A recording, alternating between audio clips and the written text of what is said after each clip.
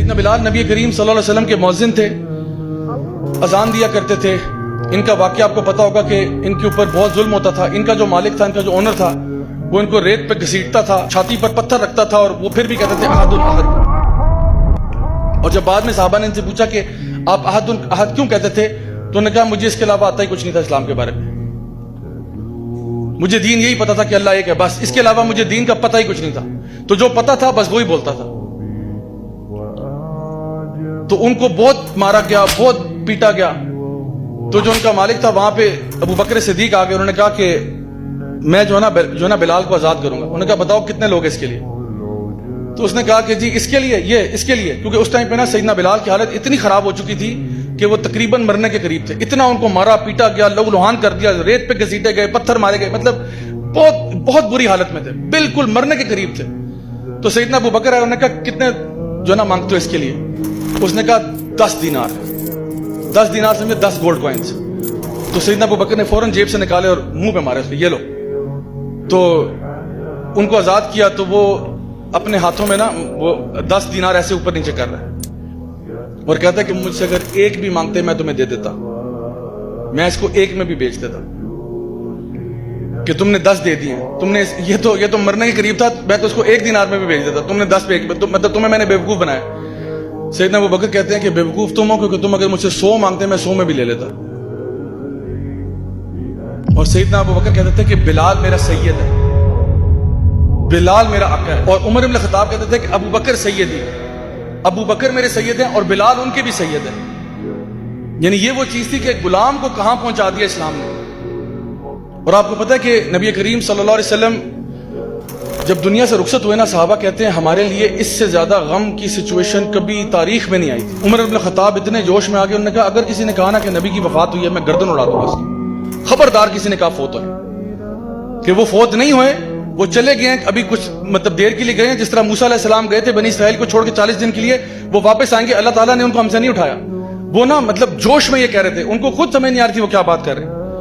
ابو بکر صدیق انہوں نے کہا عمر بیٹھ جاؤ، عمر بیٹھ جاؤ، اور کہا کہ تم میں سے جو شخص اگر تو کوئی نبی کی عبادت کرتا تھا، جان لو کہ نبی فوت ہو چکے ہیں، اور جو کوئی تم میں سے اللہ کی عبادت کرتا ہے، جان لو کہ اللہ الحی ہے، لا یموت، اللہ کو موت نہیں آتی۔ تو لوگوں کو بتایا کہ وہ دنیا سے جا چکے ہیں، لیکن اللہ تو ہے نا ہمارے ساتھ، اللہ تو ہے، لائف ول گو آن۔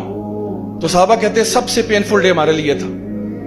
ظہر کی نماز کا وقت آیا، سیدنا بلال نبی کی مسجد پہ چڑھ جاتے ہیں اذان دینے، ایز پر یوزول اذان دینے گئے، اللہ اکبر اللہ اکبر اللہ اکبر اللہ اکبر، اشہد ان لا الہ الا اللہ اشہد ان لا الہ الا اللہ اشہد ان محمد، آگے نہیں بول سکے۔ دوبارہ سٹارٹ کیا، دوبارہ اشہد ان محمد پر، پھر رک گئے، تیسری دفعہ سٹارٹ کیا، پھر رک گئے۔ آپ کا معمول پتہ کیا تھا؟ جب بھی آپ اذان دیتے تھے نا، تو آپ مسجد نبوی میں مسجد کے اوپر چڑھ جاتے تھے، اذان دیتے تھے، لاؤڈ سپیکر تو نہیں تھے، تو مسجد کے اوپر چڑھ کے اذان دیتے تھے، اور نبی کریم صلی اللہ علیہ وسلم کا حجرہ بالکل نیچے تھا، تو اشہد ان محمد پر نیچے دیکھتے ہوتے تھے، اذان دیتے ہوئے نیچے دیکھتے تھے، اور نبی کریم صلی اللہ علیہ وسلم اکثر یہ ہوتا تھا کہ اشہد ان محمد پر باہر نکلتے تھے۔ تو آج آپ اذان دے رہے ہیں لیکن اشہد ان محمد پر کوئی باہر نہیں نکل رہا، تو آپ سے اذان نہیں دی گئی، حتیٰ کہ ابو بکر صدیق آئے، انہوں نے کہا بلال بیٹھ جاؤ، اور باقی اذان انہوں نے دی۔ سیدنا بلال نے کچھ دن گزرنے کے بعد، اچھا انہوں نے اس کے بعد اذان دینا چھوڑ دی، انہوں نے کہا میں اذان نہیں دے سکتا۔ کئی دن گزر کے سیدنا بلال نے اذان نہیں دی۔ پھر ایک دن ابو بکر صدیق کے پاس آئے، اس ٹائم تک سیدنا ابو بکر جو تھے وہ خلیفہ نومینیٹ ہو چکے تھے، تو کہا کہ اے امیر المومنین آپ سے گزارش ہے کہ جی بلال فرمائیے کیا گزارش ہے؟ کہا گزارش یہ ہے کہ آپ مجھے مدینہ چھوڑنے کی اجازت دے دیں۔ تو کہا بلال یہ کیسے ہو سکتا ہے؟ انہوں نے کہا میں یہاں رہ نہیں سکتا۔ کیا ہو گیا بلال؟ امیر المومنین اٹس ٹو پینفل، یہ بہت پینفل ہے، میں مدینہ میں نہیں رہ سکتا، جب تک نبی تھے میں یہاں ٹھیک تھا، لیکن اب مجھے جانے دیں، اللہ کی راہ میں نکلنے دیں، چاہے میں دین کا علم سیکھوں، دین کے کام کروں، جہاد فی سبیل اللہ کروں، مجھے چھٹی دے دیں۔ تو سیدنا ابو بکر نے کہا سوال ہی پیدا نہیں ہوتا بلال، تمہیں کیسے جانے دیں ہم؟ تو انہوں نے کہا ایک میری سوال کا جواب دے دیں، آپ نے مجھے آزاد کیا تھا، میں ہمیشہ آپ کا احسان مند ہوں، لیکن سچ سچ بتائیے اگر آپ نے مجھے آزاد اپنی ذات کے لیے کیا تھا تو میں یہاں رک جاتا، لیکن اگر آپ نے مجھے اللہ کے لیے آزاد کیا تھا تو خدا کی قسم مجھے جانے دیں۔ سیدنا ابو بکر نے کہا ٹھیک ہے بلال، اگر ایسی بات ہے تو جاؤ۔ سیدنا بلال نکل گئے اور سال گزر کے غائب ہیں، سین سے غائب ہیں. عمر یعنی ابو بکر صدیق فوت ہو جاتے ہیں، عمر ابن خطاب کی خلافت آتی ہے، جروسلم فتح ہوتا ہے. وہ واقعہ آتا ہے نا جو اونٹ کے اوپر آپ نے اپنے غلام کو بٹھا کے خود پیدل چلے تھے، تو وہاں چلے جاتے ہیں، جروسلم فتح ہوتا ہے، مسلمانوں کے ہاتھ آتا ہے. اس دن سیدنا بلال جروسلم میں تھے، وہ ادھر ہی تھے، بیت المقدس میں تھے. تو صحابہ نے جب دیکھا کہ جی جروسلم مسلمانوں کے ہاتھ آ گئے، سب نے کہا بلال کہاں ہے، بلال کہاں ہے؟ کہا سیدنا بلال آپ اذان دے دیں.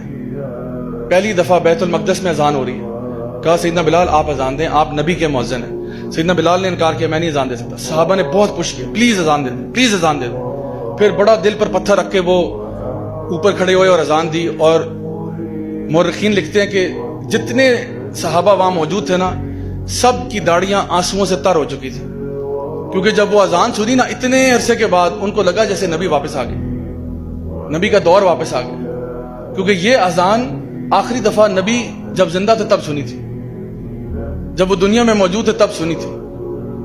تو اب دوبارہ سن رہے ہیں تو سب کے دل لرزے ہوئے تھے، سب رو رہے ہیں. اور یہ اعزاز صرف سیدنا بلال کو جو ہے حاصل ہے کہ انہوں نے کعبہ میں بھی، مسجد نبوی میں بھی اور بیت المقدس میں بھی پہلی دفعہ اذان دی، تینوں جگہ. اور یہ 3 مقدس ترین جگہ ہیں جہاں پہ تینوں پہ آپ نے اذان دی ہوئی.